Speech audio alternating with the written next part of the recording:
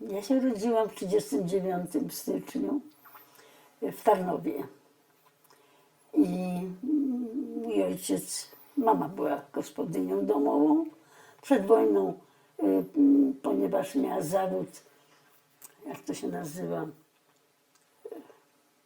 cukiernika, zawód cukiernika, była czynnie pracującą kobietą. Jako cukiernik w jakimś zakładzie, gdzie produkowano ciastka, nie ciastka, różne rzeczy smakowite. No a ojciec był z rodziny robotniczej.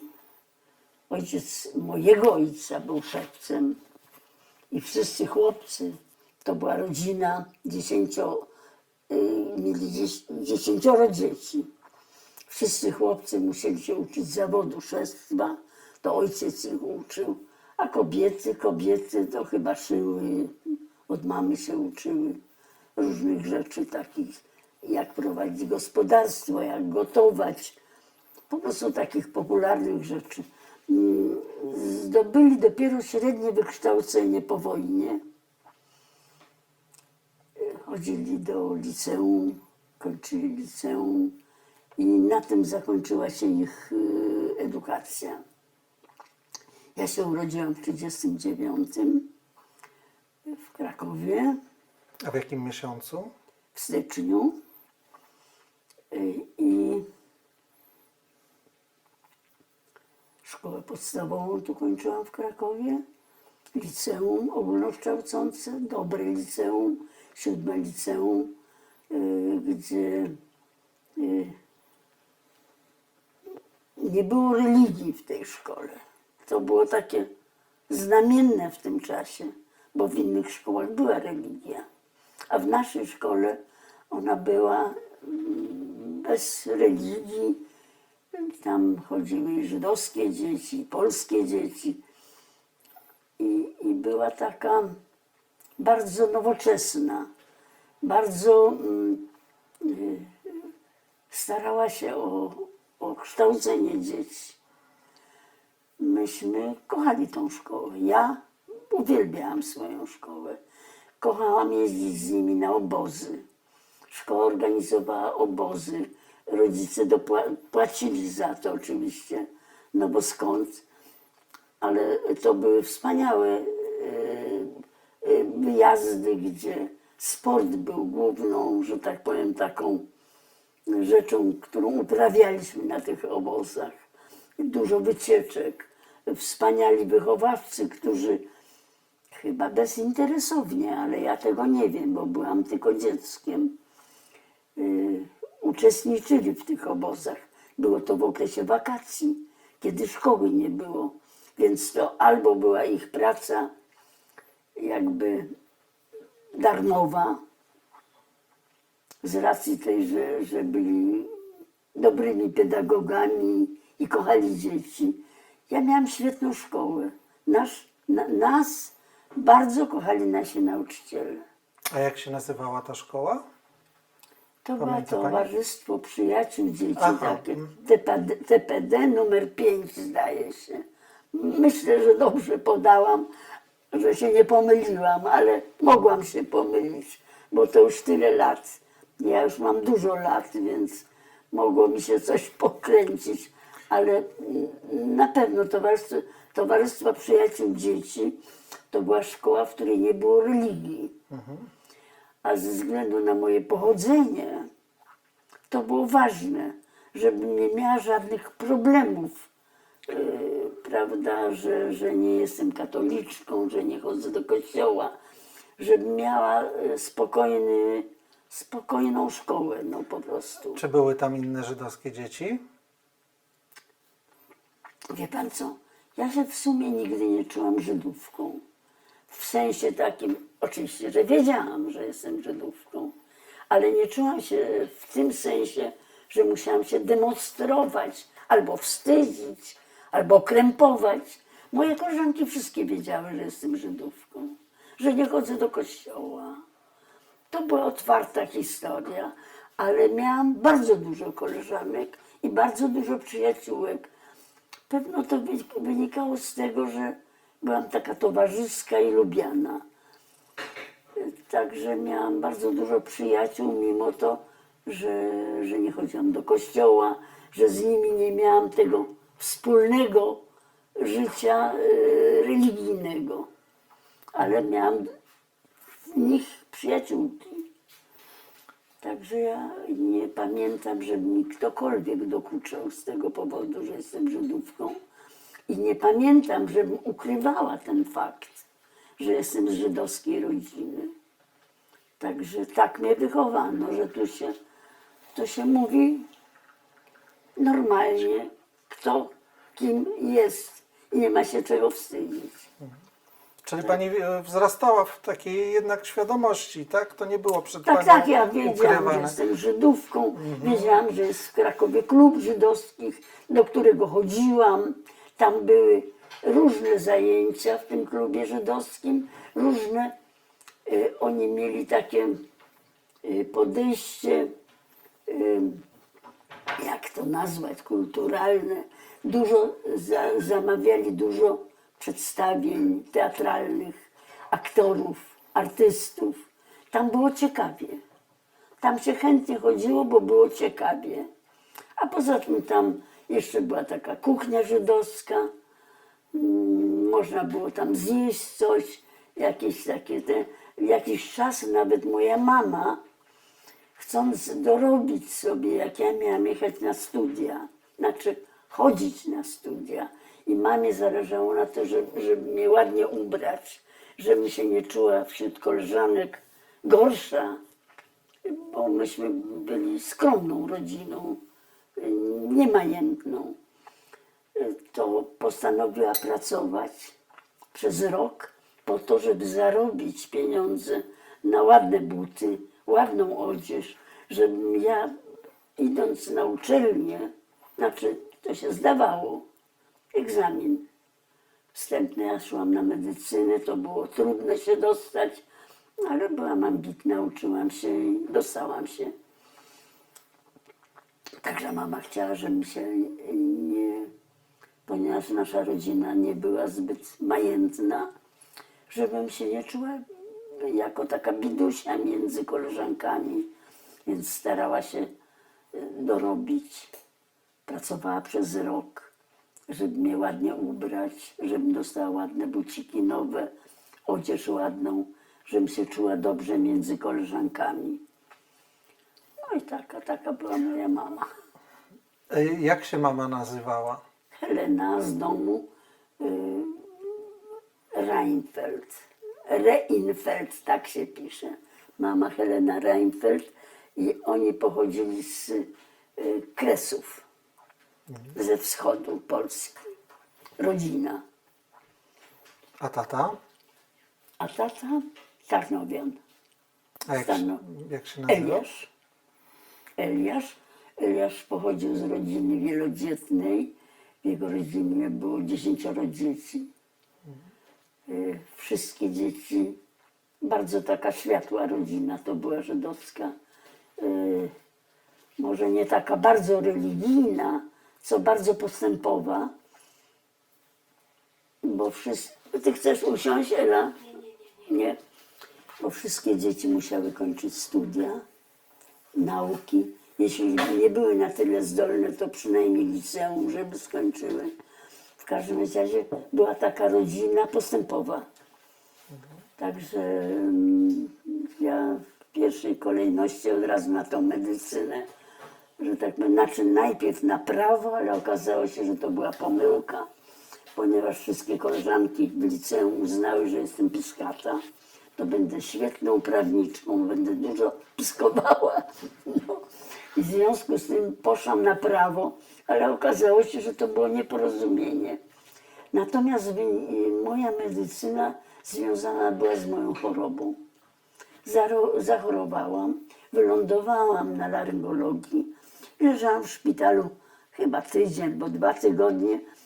I po tym szpitalu, po tym kontakcie z medycyną, zorientowałam się, że ja nie mam co szukać na tym prawie, bo tak naprawdę to mnie medycyna zainteresowała. Rzuciłam prawo. No i przygotowałam się do egzaminu wstępnego na medycynę, dostałam się, no i skończyłam ją. Tak, w ten sposób zostałam lekarzem niechcący. A w którym roku pani na studia się dostała? Holender nie umie powiedzieć. Zaraz. Nie, no to nie musi być dokładny rok. To były... Zaraz, może tak, jak miałam lat 18. Tak, tak. To był Urodziłam się w 39. Jak dodam 18 lat, to będzie rok, gdym na studia szłam. Tak, to będzie 57. Jakoś tak. 6., 7., jakoś tak. A proszę powiedzieć, jeśli chodzi o historię nowojenną, jak pani rodzice i pani przeżyli zagładę? No bo pani urodziła się w 1939 roku. Tak, tak. Rodzice uciekli.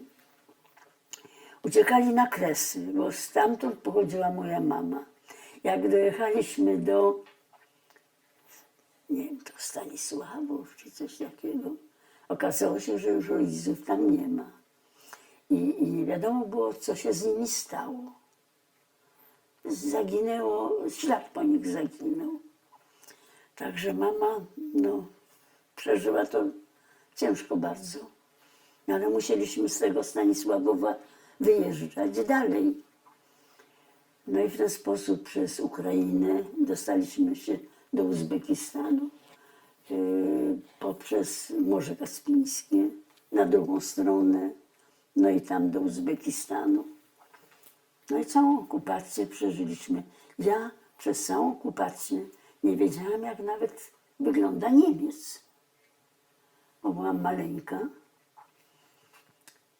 W Uzbekistanie no, żyliśmy tak między Uzbekami. Moja mama była błyskotliwą osobą, bardzo szybko nauczyła się języka uzbeckiego. Ja jako dziecko w mig. Później jak byłam nieco starsza, już byłam w przedszkolu. No i właściwie muszę powiedzieć, że miałam bardzo szczęśliwe dzieciństwo. Ale to dzięki moim rodzicom, bo oni jakoś mnie tak wychowywali, że nigdy do mnie nie docierały ich rozmowy. To mówili po polsku, ja nie znałam języka. Specjalnie mnie nie uczono. Polskiego języka pani... Nie znałam, bo byłam małym dzieckiem, urodzona w 1939. I to wszystko się tak potoczyło, że w ogóle polskiego nie znałam języka. Język polski dopiero opanowałam po wojnie, jak wróciliśmy ze Związku Radzieckiego. Pojechałam, mama mnie zapisała na obóz, to był czerwiec, do Zakopanego. Pojechałam, nie znając języka polskiego, z polskimi dziećmi. Także jak już wróciłam, to mówiłam po polsku. Czyli jaki język pani znała? Pani rosyjski? Rosyjski, uzbecki i rosyjski. Moja mama też. Ojciec miał trudności z nauczeniem się uzbeckiego, ale po rosyjsku, kalecząc ten rosyjski, mówił po rosyjsku. Nie miał talentu językowego, natomiast moja mama była biegła, szybko opanowała rosyjski, uzbecki, no i ja jako dziecko też, bo w takim środowisku się obracałam. Chodziłam do przedszkola uzbeckiego, miałam koleżanki uzbeczki. Mieszkaliśmy w takiej ulicy, która zresztą kończyła się cmentarzem. Długa ulica. Od głównej ulicy z tej wsi, a więc nazywała się Kermine, a później po wojnie okazało się, że zmieniła nazwę, bo myśmy chcieli z mężem pojechać zobaczyć to Kermine moje, gdzie ja się wychowywałam, ale w końcu nie doszło do tej wycieczki. Już nie pamiętam, co stanęło na przeszkodzie. W każdym razie to już z Polski do Związku Radzieckiego mieliśmy i do Uzbekistanu dojechać, żeby zobaczyć to Kerminę, które zmieniło nazwę na, że mnie przekręciło na miejscowość, która nazywała się Nawai, jakoś tak. Zmieniła nazwę ta miejscowość. No ale nie doszło do tej wycieczki i do tej pory żałuję, bo by to była przygoda życia, no ale nie pojechaliśmy. Już nie pamiętam, co było przeszkodą. Razem z mężem już wtedy mieliśmy ten plan, który się nie zrealizował. A jakie są pani takie pierwsze wspomnienia z dzieciństwa, z tego Muszę miejsca? powiedzieć, że ja miałam nadzwyczajnych rodziców. Byłam otoczona jakimś takim, nie wiem co to było. Ja nie widziałam żadnego zła. Ja nie widziałam żadnego nieszczęścia. Ja żyłam w szczęśliwym świecie. To dziwne. Ale byłam tak chroniona, że do mnie nie docierały tragedie, które toczyły się w Europie. W ogóle. Nie wiedziałam, ile tragedii było w tym czasie. Tego wszystkiego dowiedziałam się jako już taka dorastająca dziewczyna, kiedy wróciliśmy do Polski, kiedy cała prawda już była oczywista, kiedy się dowiedziałam, co się tutaj działo w czasie okupacji. A ja tam żyłam jak w zaczarowanym świecie, ale to była chyba wielka zasługa moich rodziców, że nie pozostawiło to dzieciństwo na mnie jakiegoś takiego ciężkiego piętna, nieszczęścia. Ja byłam szczęśliwym dzieckiem, mimo okupacji, mimo to, że byliśmy nie w Polsce, tylko w Rosji. A czy odczuwała pani jakąś swoją odrębność? No, pani mówi, że pani chodziła do uzbeckiej szkoły Tak, i tak tak. dalej. No, była pani jednak Ja i byłam pani taka ichnia. Aha, czyli nie odczuwała pani Nie, żadnej nie. inności? Ja byłam taka przyjęta. Ja zresztą nie czułam się inna. Ja się czułam tak, jak inne dzieci. Wiedziałam, że jestem z Polski, ale nie wiedziałam, że się tak bardzo różnimy. Mi się wydawało, że my wszystkie jednakowe jesteśmy. Nie czułam dyskryminacji w ogóle żadnej. Czyli było to szczęśliwe dzieciństwo. Tak to odbieram i tak to pamiętam. A czy były inne też rodziny z Polski w tym miasteczku? Były, Jak ale rozumiem? w tej miejscowości, gdzie myśmy mieszkali, to nie było Polaków, ale było dużo Polonii w innych miejscowościach, ponieważ były odległe i nie było dobrej komunikacji w czasie okupacji.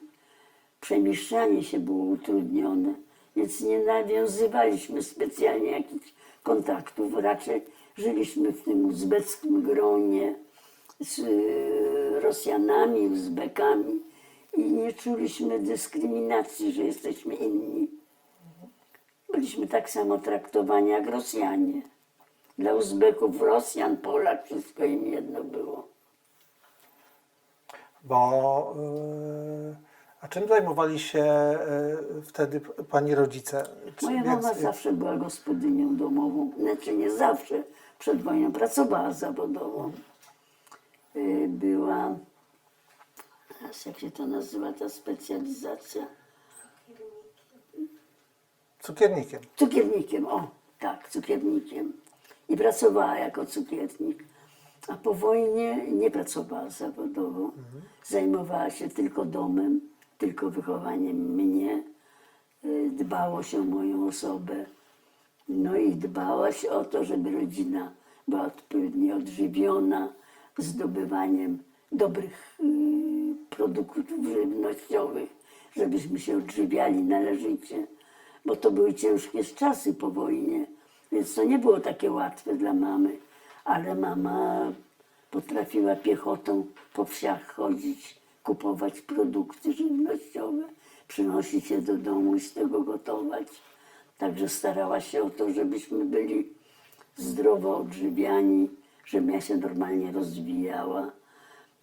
I nawet pamiętam, jak już się wojna skończyła i coś to było związane ze szkołą. I był lekarz, który badał te dzieci przyjmowane do pierwszej klasy, a byliśmy przecież po wojnie. I ten lekarz powiedział, że chciałby, żeby, to zapamiętałam, żeby wszystkie dzieci tak wyglądały, jak ta dziewczynka, i pokazał na mnie. Ja byłam dobrze odżywiona, moja mama bardzo się starała. Prawdopodobnie oni nie dojadali. Tak przypuszczam.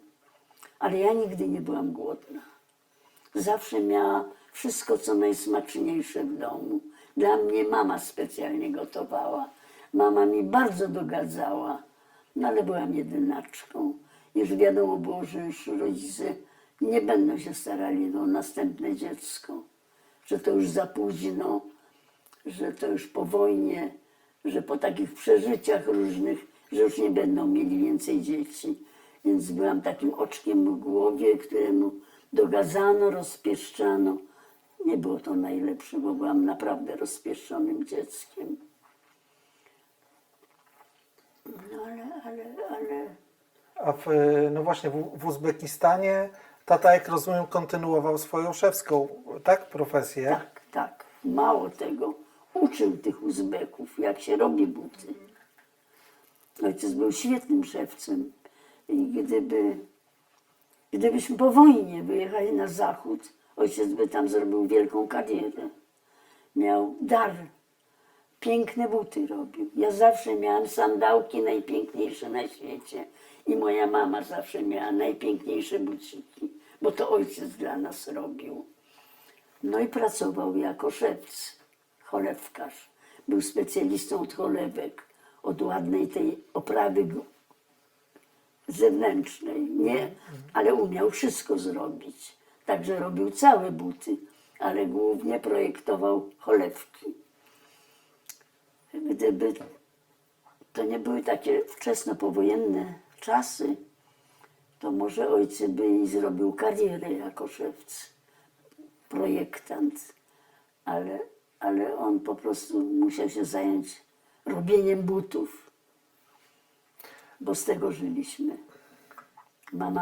Mama prowadziła tylko gospodarstwo domowe, nie pracowała zawodowo, zajmowała się tylko wychowaniem mnie, kupowaniem, gotowaniem, domem, praniem, sprzątaniem, żeby było czysto, schludnie. No i bardzo dbała o moje koleżanki, które do mnie zapraszała zawsze. Jak były z biednych rodzin, to mama gotowała coś dla wszystkich, żebyśmy wspólnie zjadły, żeby nie wychodziły ode mnie koleżanki, które były z biedniejszych domów, głodne. Zawsze u nas dokarmiała mama moje koleżanki. Miałam świetnych rodziców. A czy pamięta Pani przyjazd do Polski? To znaczy, no, dla Pani to nie był powrót z Uzbekistanu, bo Pani nigdy w Polsce nie była. Jak to wyglądało? Tak zwana właśnie repatriacja. wyjazd z Uzbekistanu. To było tak, że moi rodzice, ja czułam się tam dobrze. Miałam tam swoje koleżanki, miałam swoje przedszkole. Tam byłam jakby swoja. I nagle okazało się, że wracamy do Polski. Więc moja mama bez przerwy opowiada mi o Polsce, o drzewach, na których są liście. Ja sobie nie wyobrażałam te drzewa z liściami, bo przecież tam w Uzbekistanie nie było tego. W ogóle ta Polska była tak malownicza i tak piękna, że ja już się nie mogłam doczekać, żeby zobaczyć tą Polskę. No, bardzo długo jechaliśmy tym pociągiem. Ten pociąg gdzieś jechał i jechał i jechał, stawał. Stał. Nie wolno się nam było oddalać, bo nie wiadomo, w którym momencie ruszy i gwizdnie i odjedzie. A jak my się rozpierzchniemy, to się pogubimy. Więc to był nasz wielki problem, że jak się zatrzymywał pociąg i nie wiadomo, ile się będzie stał, bo on tak jechał i nagle stał i przestał jechać. I trzeba było na miejscu stać czasem dzień, czasem 2 i nagle ruszał, gwizd i ruszał. Także trzeba było bardzo się pilnować, żebyśmy byli blisko wagonów, żebyśmy mogli wskoczyć do wagonu, jak ruszy. To pamiętam, bo to był taki stres, który mnie jako dziecko trzymał cały czas, bo się bałam, że mi pociąg i rodzice zgubi, że zgubię rodziców, że zgubię swój pociąg. Więc to pamiętam jako takie ciężkie przeżycie, to pilnowanie tego pociągu, który jechał do Polski.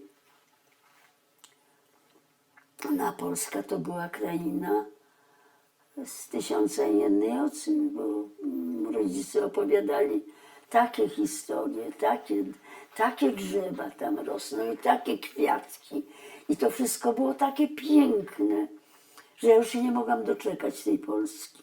Jechałam cała napięta, że jadę do Polski, taka szczęśliwa, że do takiej pięknej Polski jedziemy.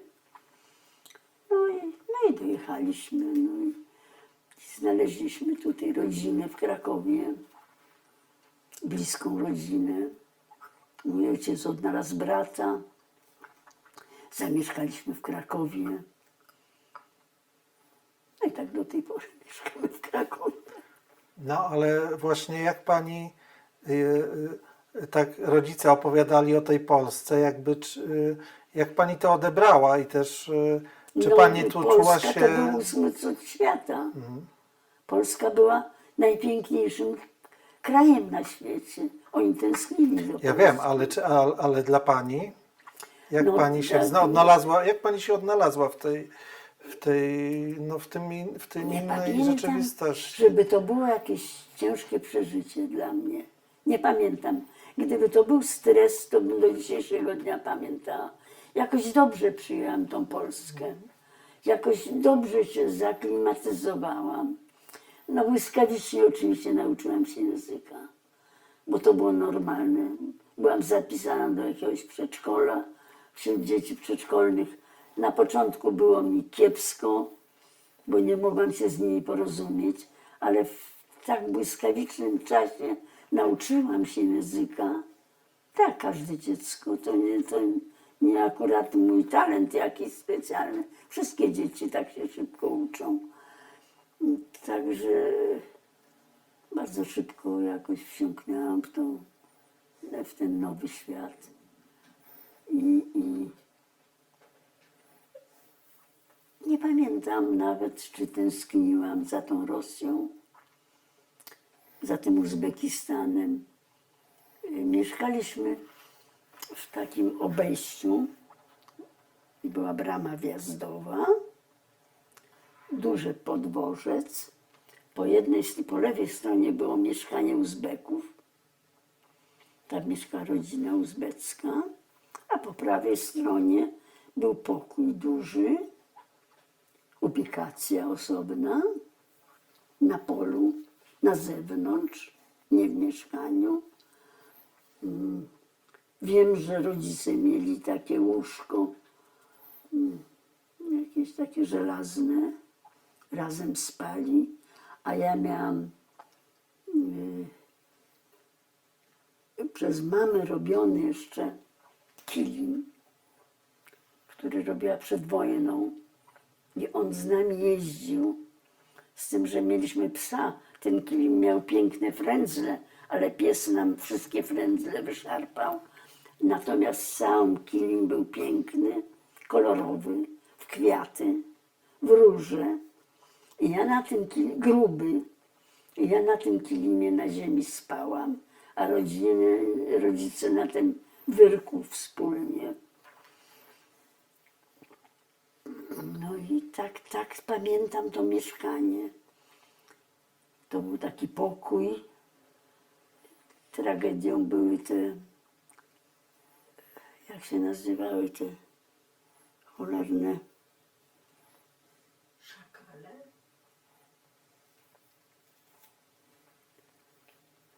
Jezus, których się zawsze bałam, że mnie pokąsają. Szakale. Szakale? Nie szakale. Szakale to były tam, bo myśmy nawet mieszkali na takiej ulicy, która dochodziła do cmentarza. Z tym, że mieszkaliśmy na początku tej ulicy, a na końcu tej ulicy, dość długiej, był cmentarz i w nocy słychać było płacz tych szakali. One płakały jak dziecko. Takie oddawały takie głosy jak płaczące dzieci. Przerażające to było. Znaczy to dla mnie było przerażające. Jak dorosłam i sobie uświadomiłam, co ja słyszałam, ale wtedy to było takie naturalne. Te szakale tak strasznie płakały jak małe dzieci. A ponieważ cmentarz był blisko, więc i to nocami, tylko nocami. W dzień one się gdzieś kryły i nie odzywały się. A nocami tragiczny taki płacz, rozpaczliwy tych szakali. A ten cmentarz to jakiego wyznania był? Chyba nie, żadnego. Chyba żadnego. Taki miejski. Wszystkich tam chowali. Jeden, jedyny cmentarz. Czyli No to była mała miejscowość. To Kermine, to nie było wielkie miasto.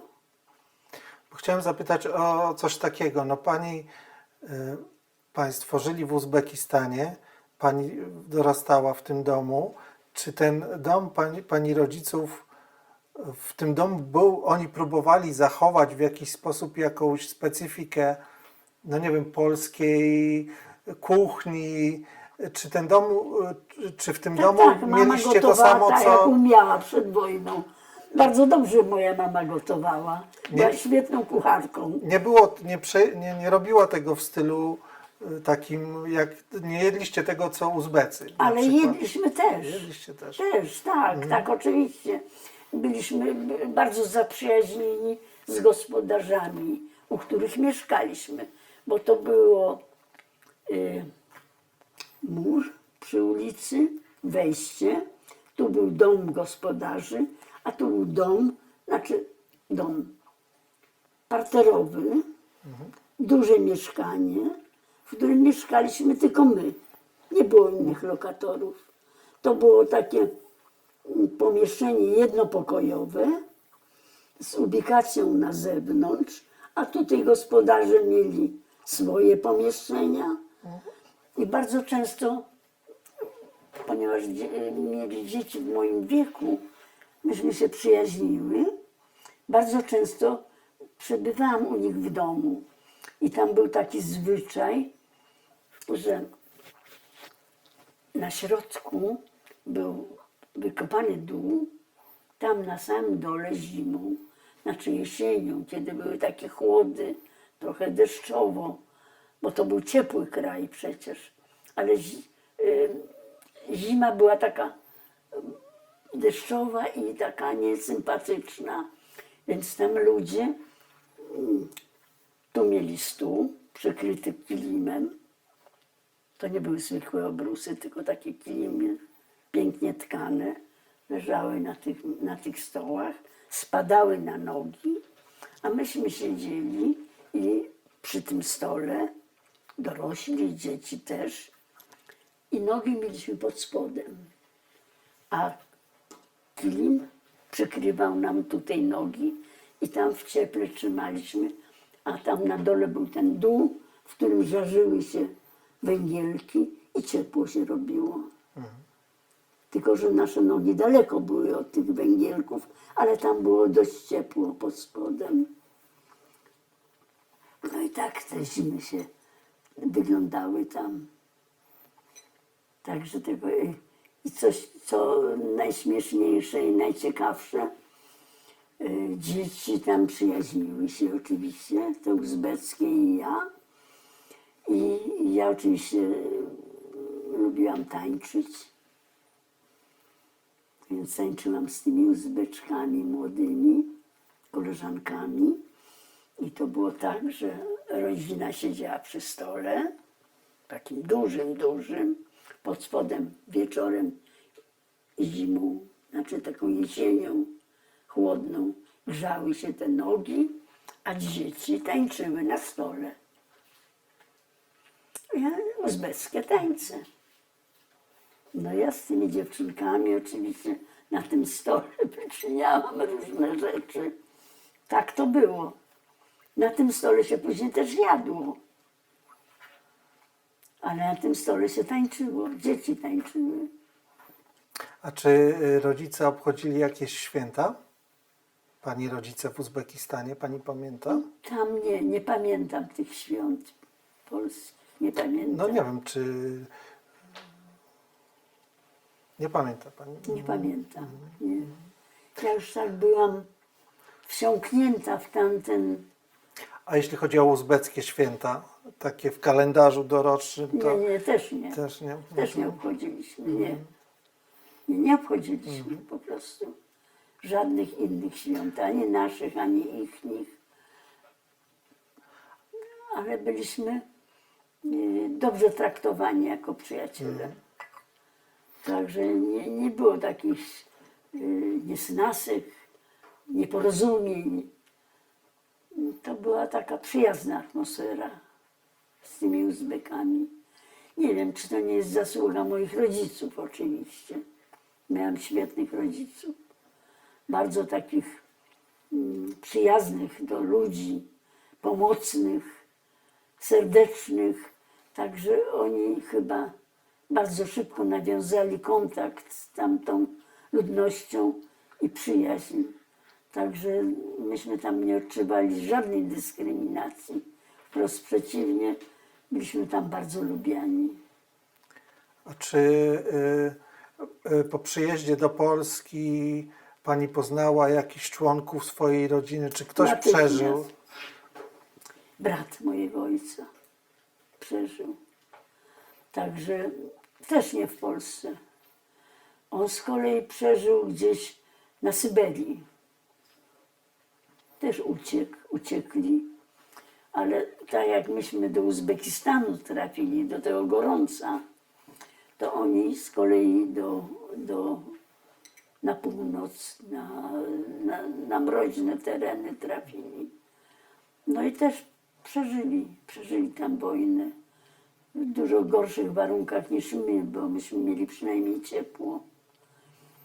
No oni tam mrozy przeżyli okropne. Także było tak, że ponieważ w naszych okolicach było dużo owoców, można było na targu kupić, wysuszyć, to myśmy suszyli owoce. Mama kupowała, suszyło się te owoce. Nawet był taki piec u nas z blachą, że na tej blaszy się szybko suszyło te owoce. I wysyłaliśmy na północ do rodziny wysuszone owoce pocztą. I o dziwo, i jeszcze po wojnie zastanawiałam się, jak to jest. Taki koniec świata, ten Uzbekistan. Taka bieda, taka nędza. Taki dziwny, taki biedny naród. Ale tam nigdy nie zginęła paczka z jedzeniem. Zawsze dochodziła paczka do naszych wysuszonych owoców, które w jakimś sensie ratowało im może nie życie, ale zdrowie. Mama zawsze suszyła dużo owoców i wysyłała je dla rodziny. Czyli mieli państwo z bratem taty, mieli państwo kontakt podczas... Tak. Oni tam wojny. zostali, oni tam byli, im wysyłaliśmy jedzenie. No. Bo myśmy mieli tam tanio to. Tego było w gród, tych owoców. I czy brat po wojnie zamieszkał też w Krakowie? Tak, cała rodzina tutaj. Czy ktoś jeszcze No no, znaczy, to była wielka rodzina, ale niestety nie przeżyli. Mam zaraz tutaj jednego wujka chyba tylko. Od strony mamy? Od strony ojca. Od strony mamy nikt nie Nikt przeżył. nie przeżył. Mama była z Kresów. Nikt nie przeżył. Mama została osierocona zupełnie. Szukaliśmy kogoś, ale po wojnie, ale nie odnaleźliśmy. Mało tego, że nie odnaleźliśmy, ale nawet nie znaleźliśmy miejsca ich, gdzie zostali zgładzeni. Jak zostali zgładzeni. Nie odnaleźliśmy nawet śladów po rodzinie mamy. No. Mama miała, tam były 3 córki, 2 siostry jeszcze. Pamięta pani, jak się nazywały? Nie pamiętam. To jest tak, byłam za młoda, żeby notować. Nie przywiązywałam do tego takiej wielkiej wagi. Po prostu żyłam na sądzie, tak jak była ze szczęśliwego domu. No. W ogóle nie było nieszczęścia. Żadnego. No ale choćby O nic nie pytałam. Nigdy nie interesowałam się. Uważałam, że tak jest, jak jest i jest okej. Ja się cieszyłam życiem, koleżankami, przyjaciółmi, wycieczkami. A nie Należałam do zespołu tanecznego. Ogromnie się cieszyłam swoim tańcem. To była moja pasja. Do domu kultury należałam. Tam był zespół taneczny młodzieżowy. Uwielbiałam tańczyć.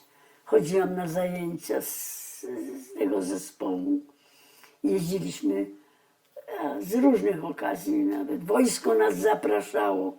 Myśmy występowali w różnych wojskowych takich tańcami zabawialiśmy tych żołnierzy. Jakiego gatunku to był taniec? Ludowy. Ludowy. Taniec ludowy. I to było w Domu Kultury, w Krakowskim Domu, Wojewódzkim Domu Kultury. Tam żeśmy mieli to zgrupowanie taneczne i tam były panie, które prowadziły, wykształcone w tym kierunku, które później są Żydówka, prowadziła to. Wyjechała do Izraela i kontynuowała swoje pasje życiowe tam w Izraelu dalej. Tam zespoły powstały też pod jej kierunkiem. I ona tutaj prowadziła ten zespół taneczny.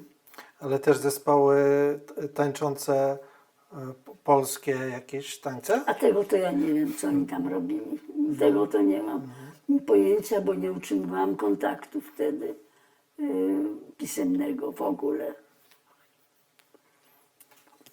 Tylko wiem, że prowadziła tam taki zespół, tylko tyle wiem, że tak jak tutaj w Polsce był ten zespół taneczny nasz, tak w Izraelu zrobiono, bo ona zrobiła taki taneczny zespół. A jakie tańce tam, to nie wiem. A czy mieli państwo jakąś rodzinę w Izraelu? Albo gdzieś za granicą? Mamy w Danii w tej chwili rodzinę. W Izraelu to chyba nie. Chociaż nie jestem pewna. Ale na pewno nie natomiast z duńską rodziną utrzymujemy kontakt. W Danii i kiedy oni wyjechali do tej Danii?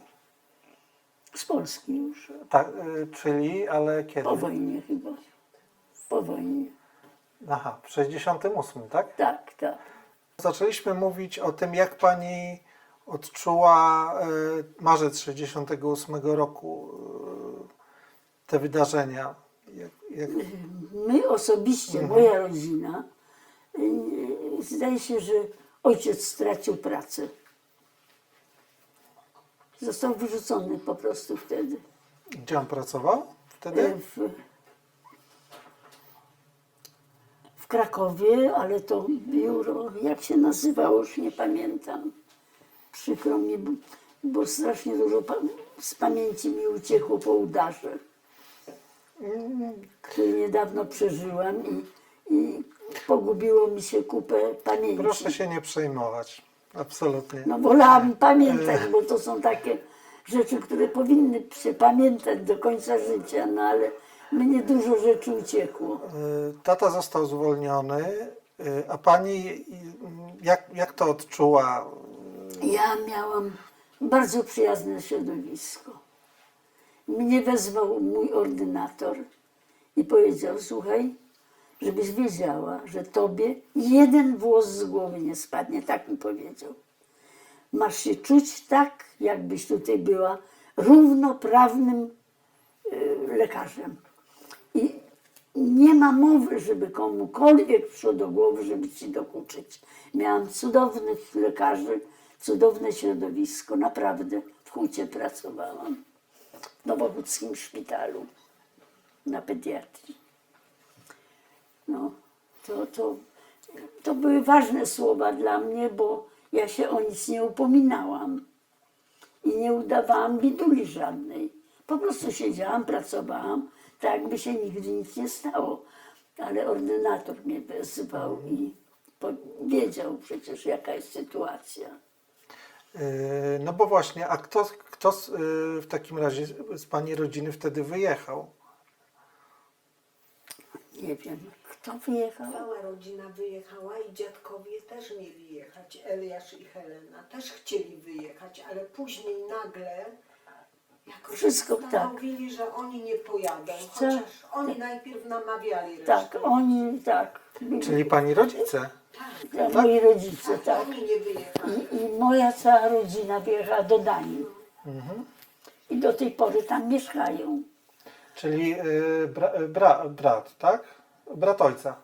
Brat ojca jeszcze, ja już nie Jego wiem, żona, dzieci. Tak, i przyjeżdżają tu kilka razy do roku. Gdzie mieszkają? W Kopenhadze? W Kopenhadze, tak. A jak się nazywają? Renia, Ja? Lauritw, Lauricen, tak. Horowitw ma 2 nazwy. tak.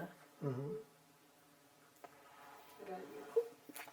A tam Moje rodzinne nazwisko jest Chorowic, TZ na one końcu. mają po 2 też mają pierwsze. Tak, Chorowic, Lauricen. A pani nie rozważała wyjazdu? Czy rozważała pani? Ja chciałam, ale moi rodzice nie bardzo chcieli. Moi rodzice mieli obawy, że nie znają języka, że to będzie dla nich przeszkody. Ja też nie znałam, no ale byłam młoda, dla mnie to nie była przeszkoda. No. Mogłam się błyskawicznie nauczyć, ale dla rodziców to widocznie miał być problem jakiś. I dlatego nie wyjechali. Że bali się, że nie będą samodzielni, że będą musieli liczyć na jakąś pomoc, a nie chcieli tego. W związku z tym, że nie znali tego języków obcych, nie chcieli wyjechać, bo się bali, że się pogubią w tej całej nowej sytuacji. No, tym bardziej, że zawsze byli samodzielni, niezależni, radzili sobie w życiu bardzo dobrze.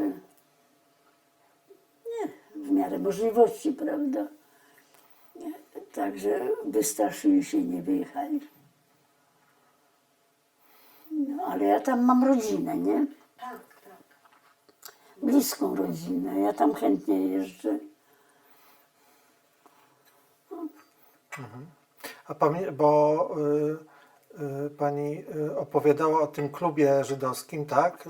To jest Karzetu, jak rozumiem, tu Tak, to był w klub, Krakowie. który był bardzo taki Później Żydzi powyjeżdżali. Tak, no właśnie, czy pamięta pani w ogóle atmosferę w tym środowisku tutaj Żydów w Tak, krakowskiej była wtedy? doskonała, doskonała.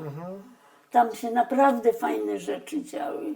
Intelektualnie rozwijające się, fajne programy. To nie było takie ple, tylko naprawdę z głową robione, że warto tam przyjść, bo były ciekawe wydarzenia, ciekawe występy, ciekawy był ten klub. Ja tam chętnie chodziłam. Później moja mama, jak ja miałam iść na studia, a nie byliśmy zbyt bogatą rodziną, więc trzeba było zarobić jakoś, żebym sobie kupiła nowe, ładne buciki, ładną sukienkę, żebym była ładnie ubrana, żebym się nie czuła, że jestem z biednej rodziny. Mama poszła do pracy na rok i prowadziła kuchnię żydowską w klubie żydowskim przez rok. I na jakiej zasadzie ta kuchnia działała? To była taka... Tam była kuchnia, to znaczy pomieszczenie kuchenne. Nieduże pomieszczenie, tam były dwie takie zmywarki, miejsce do zmywania naczyń, miejsce takie z 4 palnikami do gotowania. Pół Krakowa tam chodziło na jedzenie. Z wszystkich sąsiednich tych, no,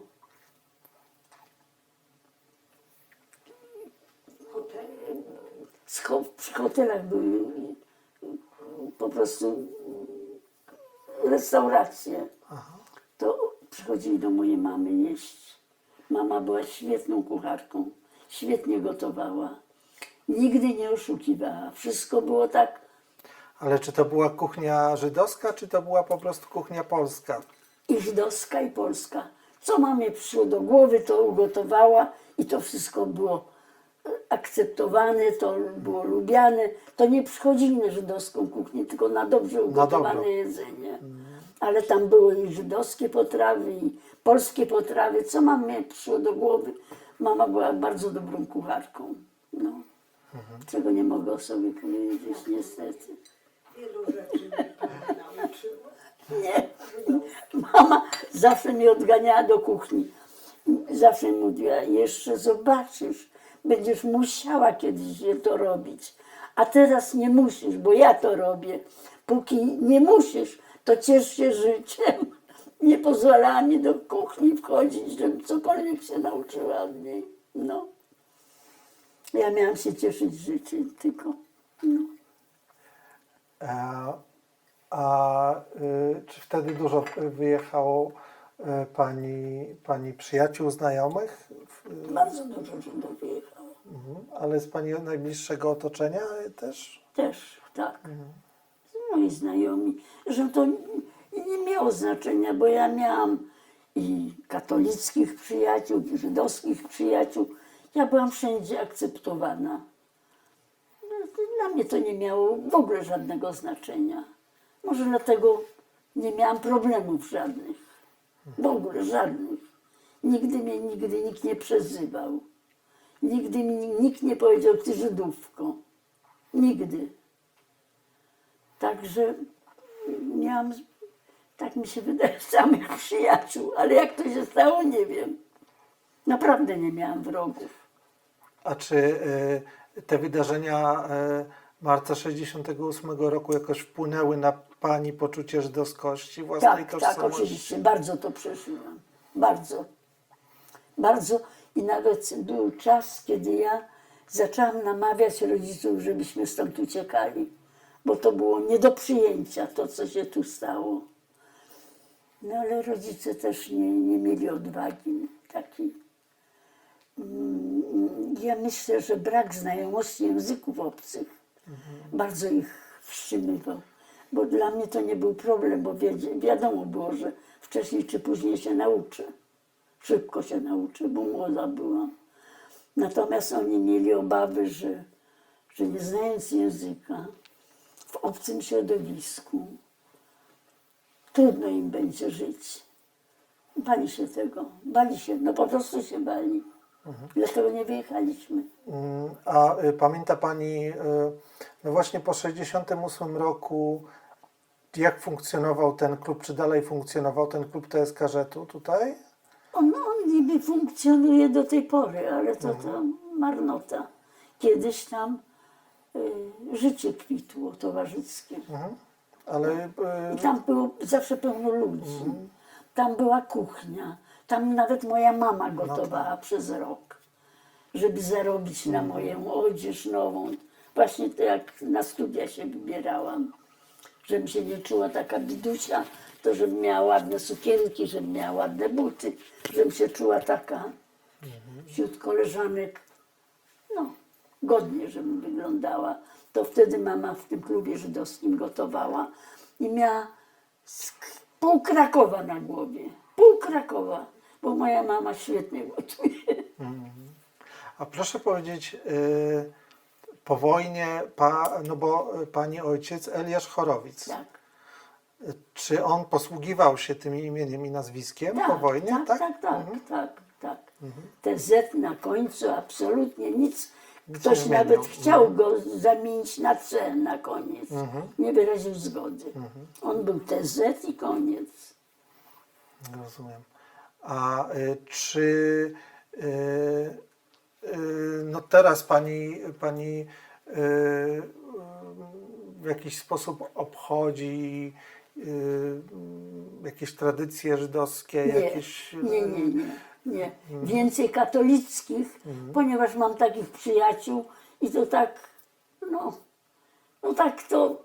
No bo jak pani dorastała, to państwo obchodzili, rozumiem, że rodzice nie byli bardzo religijni. Nie, w ogóle nie byli Pomijając religijni. aspekt, czy mogli praktykować, to nie byli religijni. W ogóle nie byli religijni, tak. Czyli, ale to co, obchodzili państwo Nowy Rok, tak jak wszyscy?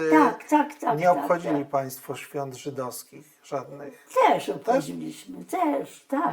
Tylko na takiej zasadzie, że fajno jest. Że to coś fajnego jest. Że można obchodzić święto żydowskie, bo jest święto. No. Także obchodziliśmy i takie. Także nam było wszystko jedno, tylko były to fajne dni, kiedy były jakieś tradycje i które się, czy to w katolickim układzie, czy w żydowskim układzie, ale że można było to kontynuować. Także to było obojętne, czy to święto żydowskie, czy katolickie. Obchodziliśmy wszystkie święta. Jako święta, jako wydarzenie fajne.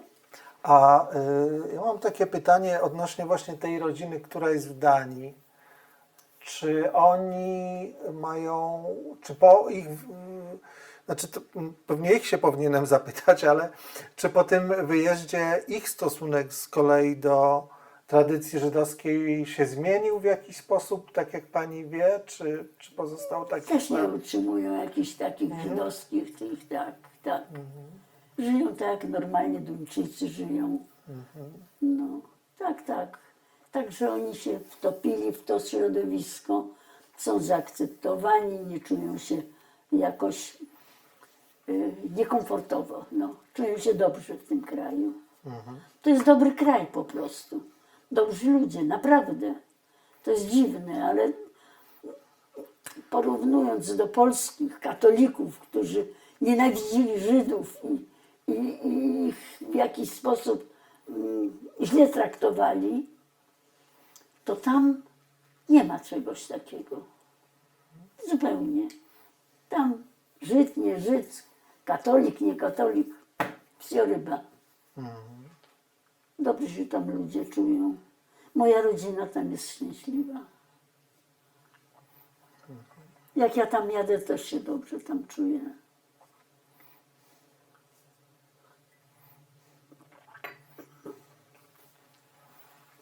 No dobrze, to To po prostu co kraj, to obyczaj. Co tak, mi się no wydaje. nie no, to też ta historia właśnie, taka Nie jest... ma jakichś, to co tutaj tradycją było, te antysemickie wystąpienia przed wojną, prawda? Tego nigdzie nie było. Tak, w takim stopniu. Może i było, ale w mniejszym stopniu. Nie było tak jak w Polsce, takie oficjalne występowanie przeciwko. Także tam się Żydzi lepiej czują. No tam też jest właśnie dosyć duże i aktywne też środowisko emigrantów właśnie, Żydów polskich emigrantów, No tak, Marca. no bo gdzieś trzeba było uciekać. Tak, to wiem. To dziwne, bo pamiętam, że moja mama, jak już tak zaczęli nasi przyjaciele wyjeżdżać za granicę i uciekać z Polski, to wyglądało na to, że my sami zostaniemy tu. Moja mama trochę się spłoszyła, no. Jak to? No i nawet była za tym, żebyśmy wyjechali. Ale szybko jej to przeszło. Nie wiem, może to, że jednak Polska jest krajem naszej rodziny. Od pokolenia do pokolenia. Przecież to trwa. To nie jest dzisiaj. To nie jest wczoraj. To jest tyle lat wstecz. Tyle lat wstecz naszej rodziny, żydowskiej rodziny w Polsce. Więc jak mamy się czuć w tej Polsce? Jak we własnym kraju. Więc mnie się wydaje, że to zaważyło na tym, że jednak czujemy się w jakimś sensie Polakami. Albo Żydami polskimi. O, tak to nazwijmy. No nie bardzo nas kochają tutaj, no ale różna bywa ta miłość, ale no tak jest, jak jest.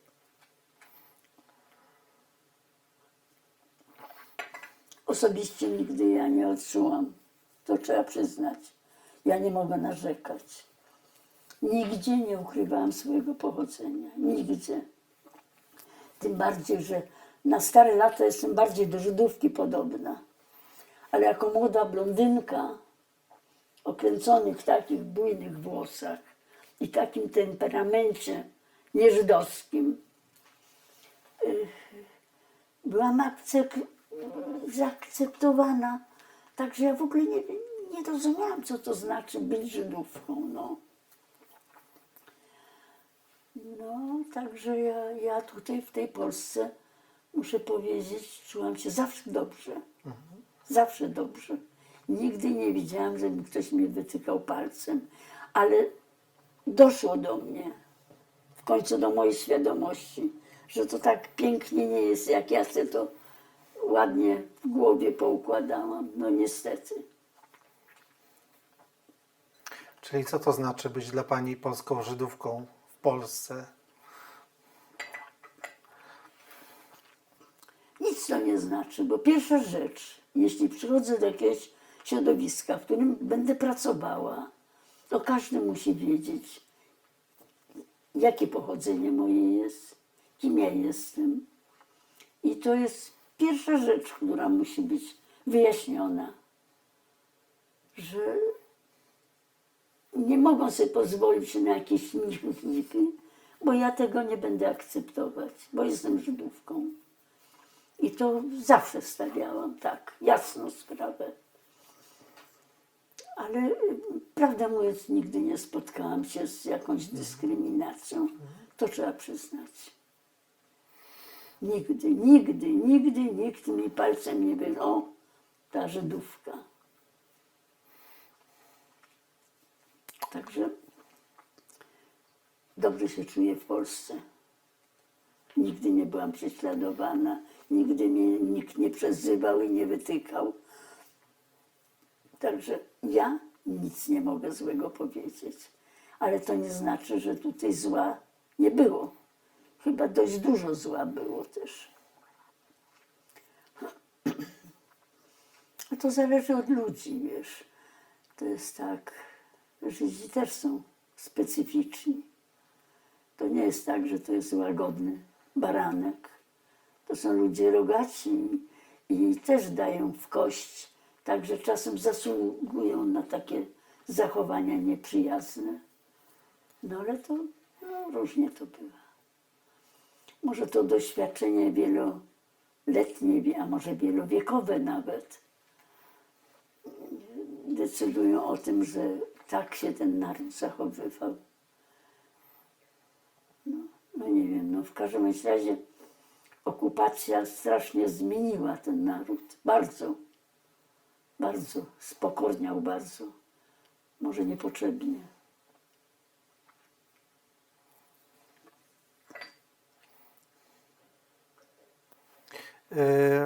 Pani Kireno, bardzo dziękuję za rozmowę. Czy coś chciałaby Pani dodać na koniec, cokolwiek, co Pani uważa i co Pani by chciała, żeby się tutaj na tym nagraniu jeszcze pojawiło? Właściwie nawet nie wiem, co chciałabym, tak prawdę mówiąc. Bo nie wiem, co jest dobre, a co złe. Nie umiem tego rozgraniczyć. Co kogoś, co ja powiem, zaboli albo obrazi, nie wiem. No, ja myślę, że to, co na czym nam najbardziej zależy, to żeby nam Pani powiedziała to, co Pani leży w sercu po prostu, bo to nie o to chodzi, żeby kogoś zadowalać. Ja się czuję mało żydowska, tak prawdę mówiąc. W środowisku żydowskim mam bardzo mało koleżanek. Zawsze miałam mało koleżanek.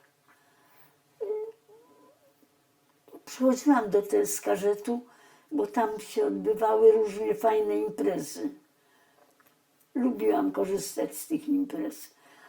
Ale to nie znaczy, że tam zostawiłam swoje serce, swoje przyjaźnie, nie. Nie, ja miałam przyjaźnie w tej społeczności, w której uczyłam się, szkoliłam się, tańczyłam w zespole. Bo ja bardzo dużo tańczyłam. Kocham taniec, zwłaszcza te ludowe tańce, co była moja pasja życiowa.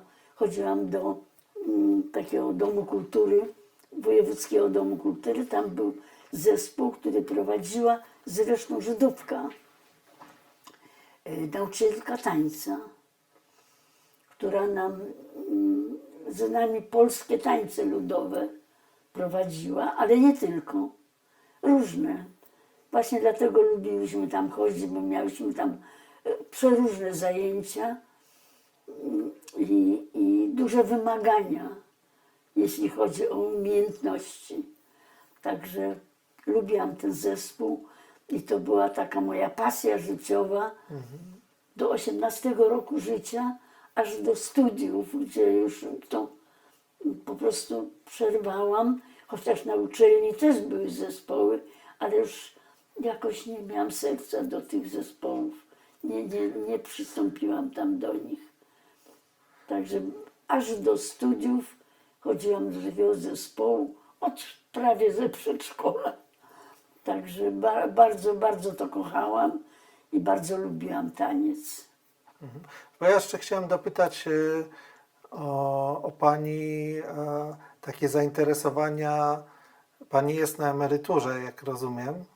Czy jest Pani praktykującym jeszcze lekarzem? Co ja robię? Nie, no na emeryturze. Na emeryturze. Na emeryturze. Niedawna pani pracowała.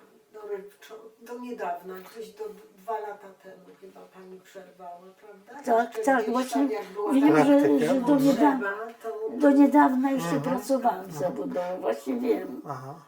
No bo chciałem zapytać, jakie Pani ma w tej Specjalność, Znaczy tak? nie, jak w tej chwili Pani spędza czas? Jakie są Pani nieciekawie jakieś właśnie. zainteresowania To czy właśnie nieciekawie, aktywności? nieciekawie. Nieciekawie. Mam taki niedosyt, ale to z mojej własnej winy, bo ja powinienem wykazać aktywność, zainteresowanie, dążyć na siłę do czegoś, ale opuściły mnie te siły i jakoś, nie wiem, poczułam się stara. No, po prostu. No też nie mam mało lat. Mam dużo lat, bardzo dużo lat. Także może dlatego to wszystko jest takie teraz smętne i nieciekawe, bo nie mam takiego napędu życiowego.